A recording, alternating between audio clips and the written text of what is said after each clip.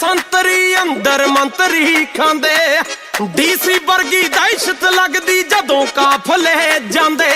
ਦੇਖ ਯਾਰਾਂ ਦੇ ਬੋਰਡ ਬੋਲਦੇ, ਦੇਖ ਯਾਰਾਂ ਦੇ ਬੋਰਡ ਬੋਲਦੇ।